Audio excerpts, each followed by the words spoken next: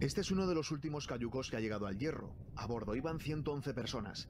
Este hombre ha tenido que ser rápidamente atendido por los médicos. Unas horas después llegaba esta otra embarcación. 205 personas venían en ella con al menos un niño y una niña a bordo. También varias personas han tenido que ser atendidas. En total, 372 migrantes han llegado hoy al puerto de la Restinga, en el Hierro, en 3 embarcaciones diferentes, más de 600 en todas las islas. Ahora mismo yo he podido hablar con los dirigentes de Cruz Roja, he encargado que intenten colocar un pequeño hospital de campaña, porque esto va a continuar. Los mayores de edad y los menores acompañados serán trasladados en las próximas horas a Tenerife. Desembarcarán en el puerto de los Cristianos, como hicieron ya ayer centenares de migrantes. Esperaron, sentados en el suelo a pleno sol, a ser reubicados. La policía ha rehabilitado este parking de una comisaría para acogerlos mientras se procede a su identificación. Y al final, pues los recursos se colapsan. Necesitamos que el gobierno de España mire para Canarias. Al raso, con apenas una manta por encima, así han dormido esta noche más de 200 migrantes en Tenerife. Los centros de acogida de la isla no dan abasto. Después de una jornada en la que llegaron al archipiélago más de 1000 migrantes, esta madrugada han continuado los rescates. A las 6 de la mañana llegaban 53 migrantes a Fuerteventura, rescatados a varias millas de la costa. En total, 4 cayucos han llegado a las islas en lo que va de día. 2 de ellas al Hierro, al muelle de la Restinga. Allí la situación es extrema porque no hay espacio para acoger los migrantes que llegan. Por eso, este barco los traslada hasta Gran Canaria o Tenerife. Filas y filas de personas esperaban esta mañana que llegara su momento de embarcar. Esta crisis migratoria llega apenas una semana después de la que ocurrió en Lampedusa. Las guerras, golpes de Estado y los desastres naturales como el terremoto de Marruecos pueden estar detrás de las razones por las que se ha avivado. En los próximos días y hasta que no cambie el tiempo, pues las llegadas se producirán en términos similares que ha pasado en estos días pasados. En lo que va de año, han llegado a Canarias más de 15.000 migrantes, casi el total de los que llegaron en todo el año pasado. El Hierro no está preparada para una crisis humanitaria y piden apoyo urgente. Estamos desbordados. Sobre todo para atender a los menores que están llegando y para no dejar desasistida sanitariamente a la población de la isla. Un servicio sanitario fijo hasta que se acabe esta emergencia o esta desgracia. Un trabajo en los países de origen, unas instalaciones dignas en la isla que desde hace muchos años están abandonadas. Canarias pide que la situación sea asunto de Estado. Cómo responderá Europa a las crisis es justo lo que se está negociando ahora, y las normas que se plantean de momento para las ONGs son muy duras con los derechos humanos. Y este reglamento, tal y como está planteado ahora, que todavía falta negociación con el Parlamento Europeo, pone en el foco en los intereses de los Estados miembros, desplazando totalmente los derechos de las personas solicitantes. En situación de crisis, el plazo para acceder al procedimiento de asilo, que ya es muy complicado, se amplía de 7 días a 4 semanas y se les podría devolver a sus países desde la frontera con menos garantías, alertan. Aumenta, por ejemplo, la detención de gente que, quiero recordar, no comete ningún delito, sino simplemente está llegando porque huye de la persecución y los va a dejar hasta 4 semanas, incluyendo menores en las fronteras, en un limbo. La propuesta establece también cómo ayudarán otros países miembros al socio afectado por la crisis.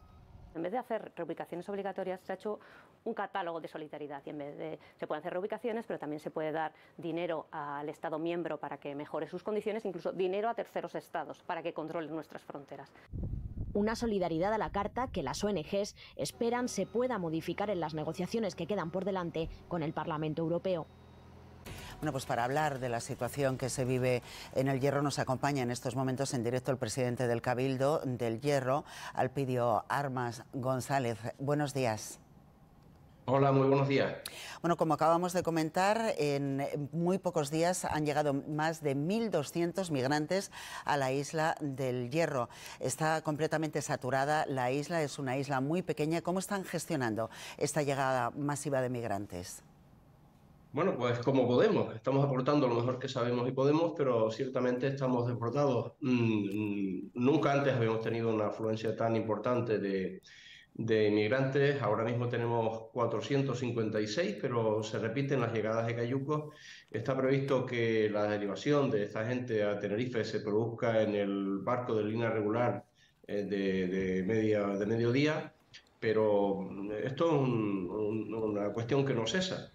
Y sabemos que va a seguir siendo así en el futuro. Por lo tanto, lo que demandamos de todas las administraciones de Europa, del Gobierno del Estado y también del Gobierno de Canarias, fundamentalmente, es que tengan agilidad, que se hagan cargo de la situación porque las competencias que tiene el Cabildo del Hierro en la inmigración pues, son inexistentes. Bueno, en Europa ya han dado un primer paso, es importante ese pacto de migración y asilo, hay que pulirlo, hay que llegar a un acuerdo, pero por lo menos están acercando posturas a Alemania e Italia sobre la migración. ¿Cómo valora usted este paso que está dando Europa? Pues bueno, todos los avances son positivos. No sé cómo se trasladará eso después a efectos prácticos en el caso nuestro, pero desde luego que haya cierta unanimidad o cierta confluencia, porque unanimidad parece que no va a haber, pero una posición europea y que Europa se plantee pues dar solución a problemas existentes en la inmigración es siempre positivo. Vamos a ver, estamos esperanzados en que esto ponga las condiciones para que también el gobierno del Estado y el gobierno de Canarias pues, se impliquen de manera directa en el asunto. En algunos casos, como el tema del gobierno del Estado, pues se están haciendo derivaciones con mucha rapidez, pero no los menores que corresponde al gobierno de Canarias. Sí, exactamente, como usted decía, en el caso de Europa no hay unanimidad, ya hay voces que están cuestionando ese principio de acuerdo, pero bueno, de momento ustedes tienen ahí mismo el problema, tienen a seres humanos que están llegando de manera masiva. ¿Cómo están gestionando esas llegadas? Bueno, pues como digo, esto es una isla muy pequeña, una isla de 10.000 habitantes y desde luego como podemos, pero compromete el normal desarrollo de la vida del Hierro, nos comprometen en la atención sanitaria, porque para atender a los inmigrantes pues hay determinados consultorios, determinados pueblos que se quedan sin atención. Pues incluso para temas de alimentación y demás hay dificultades. No es fácil, no estamos acostumbrados a manejarnos en estos términos.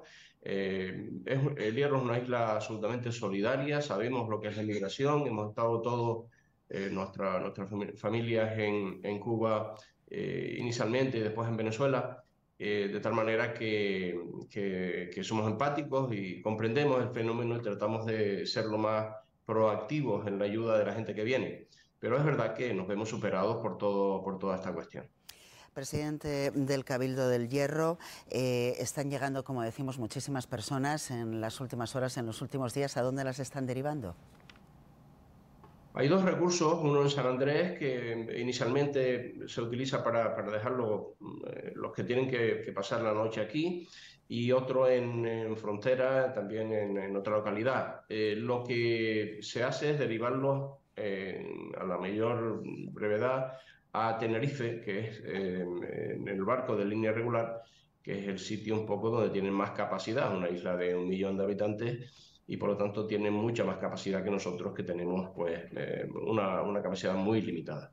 Claro, evidentemente la isla del Hierro es además la isla más pequeña de las Islas Canarias, así que usted nos estaba avanzando que esta situación está afectando a los vecinos, pero también estará afectando a los servicios, ¿no? A los servicios y a los vecinos, ambas cosas. Sí, los vecinos, evidentemente, como digo, tenemos una aproximación al fenómeno migratorio, pues yo creo que empático y solidario, pero hay determinadas cuestiones como pues, el simple aprovisionamiento de víveres y medios y el tema, básicamente el tema sanitario también, que deja sin atención sanitaria a determinadas localidades, como es el caso del Pinar, para atender a la gente que viene, porque tiene que haber necesariamente una atención sanitaria pendiente para atender a esta gente que viene por unas condiciones, en algunos casos, pues penosas, ¿no? Señor Armas, una última cuestión. ¿Cómo cree usted que podría evitarse situaciones como esta? ¿Qué mecanismos son los que habría que poner en marcha más allá de las instituciones del Hierro y más allá de las ONGs o de la Cruz Roja?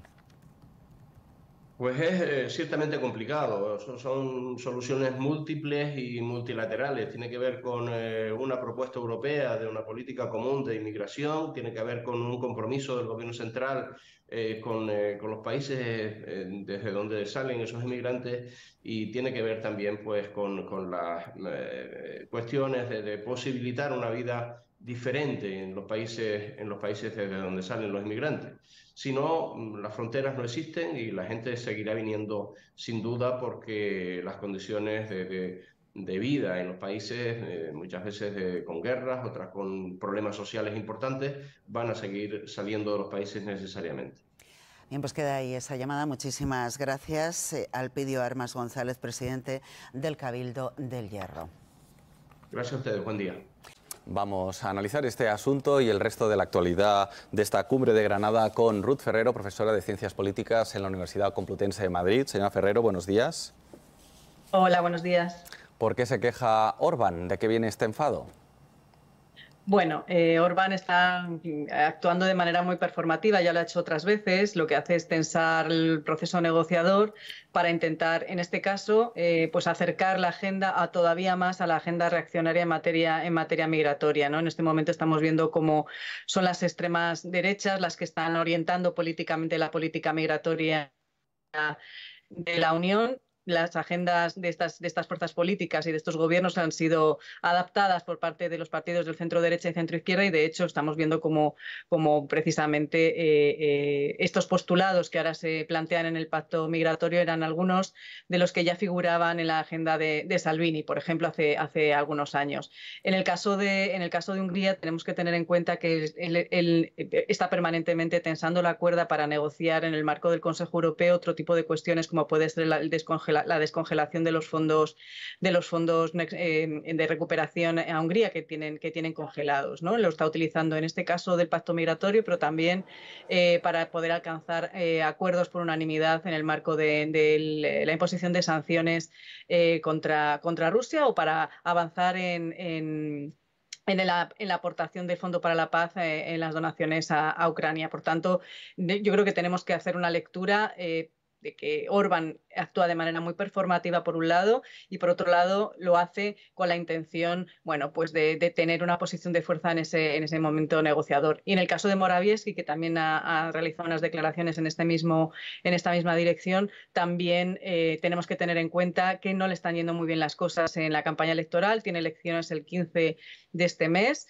Y la oposición le está pisando los talones, además de que ha tenido varios escándalos relacionados con el tema migratorio, como pudo ser la venta de visados a personas procedentes del sureste asiático, de venta de visados polacos a personas procedentes del sureste asiático con el fin de entrar en la Unión Europea, y está en el punto de mira también de las autoridades, por ejemplo, alemanas. Mientras escuchábamos a Ruth Ferrero, veíamos las imágenes tanto de la foto de familia de los líderes como también de los instantes previos a la reunión de esta mañana, y vemos un tono desenfadado, cordial entre los diferentes líderes. Por lo tanto, todo apunta, aunque más allá de las tensiones que pueda haber a puerta cerrada, cuando comparezcan dentro de una hora, es cuando está prevista las comparecencias, nos van a anunciar un acuerdo, al menos en el tema migratorio. Bueno, vamos a ver. Yo entiendo que el acuerdo técnico ya estaba realizado por las representaciones permanentes en Bruselas. Se cerró el miércoles, si no recuerdo mal, miércoles por la tarde. Los últimos flecos fueron en relación con la gestión de crisis entre Italia y Alemania.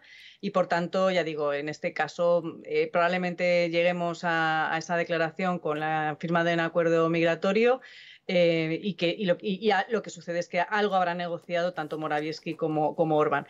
La cuestión aquí, sí que me gustaría ser clara, es que este pacto migratorio es un pacto que normaliza la necropolítica. ¿Qué significa eso? Significa que es un pacto que sea una política, o sea, hay una propuesta de política migratoria que se desplaza hacia el marco de las derechas, mucho más restrictiva, que vulnera o puede llegar a vulnerar el derecho de asilo, un derecho de asilo que todos los Estados miembros de la Unión Europea están obligados a respetar, puesto que todos son firmantes de las convenciones de Ginebra en materia de asilo y refugio. Y lo que está haciendo es reducir, ¿no? Con este pacto se reduce a la mínima expresión ese derecho al asilo. Por otro lado, otro de los principios claves del proyecto europeo tiene que ver con el principio de solidaridad entre los Estados, y este pacto lo que hace es también reducir a la mínima expresión y a la voluntariedad de aplicación del principio de solidaridad entre los Estados en el caso del reparto de las cargas en materia migratoria. Pero lo que sobre todo es muy preocupante es que no hay un cambio en la orientación de la política migratoria de la Unión Europea, que continúa con un proceso de externalización, de securitización, de haber comprado el marco discursivo de la política migratoria o lo de los migrantes como una amenaza para nuestras sociedades, y eso se traduce inmediatamente en brotes racistas y sobre todo denota un racismo institucional que yo creo que en el marco de un proyecto europeo que se dice que respeta los derechos fundamentales, el Estado de Derecho, no es de recibo. De hecho, es una vulneración flagrante del artículo 2 del Tratado de la Unión. Bueno, más allá del tema migratorio, otro de los asuntos que marcan esta cumbre de Granada es también la ampliación de la Unión Europea. Escuchábamos ayer al presidente en funciones, Pedro Sánchez, como anfitrión llegar a Granada y decir que en esta cumbre se van a poner las bases para la reforma de la Unión Europea, para pasar de los 27 miembros actuales hasta 35. ¿Es factible esa ampliación? La ampliación es factible en tanto en cuanto efectivamente se ponga en marcha de manera paralela un proceso intenso de reforma de los procesos de toma de decisiones. Y es interesante ver cómo, por ejemplo, los estados que más se oponen a profundizar, a reformar los tratados, son aquellos que más enrocados están en que las decisiones se sigan adoptando por unanimidad y que disfrutan precisamente del derecho de veto. Lo estamos viendo con el pacto migratorio, el derecho de veto del que disfruta Hungría o Polonia, en este caso les permite negociar, como he dicho antes, distintos fondos. Y estos son los estados que se oponen también, que prefieren ampliar la Unión Europea, pero sin profundizar en las dinámicas supranacionales que estarían aparejadas a una reforma estructural de los tratados. Por tanto, ampliación sí, pero reforma también, y sobre todo una reflexión sobre qué tipo de Europa queremos construir, hacia dónde queremos avanzar. Una Europa políticamente más integrada, no solamente económica, sino también política, es decir, no volver a Maastricht o a los tratados anteriores a Maastricht, sino avanzar más allá de Maastricht, plantear una unión fiscal, reforzar la Europa social y no caer en retóricas que nos convierten en un espacio que puede ser culturalmente esencialista, por un lado, o incluso políticamente autoritario en otro. Y, sobre todo, no relegar a un segundo plano las cuestiones que tienen que ver con el Estado de Derecho, la calidad de la democracia.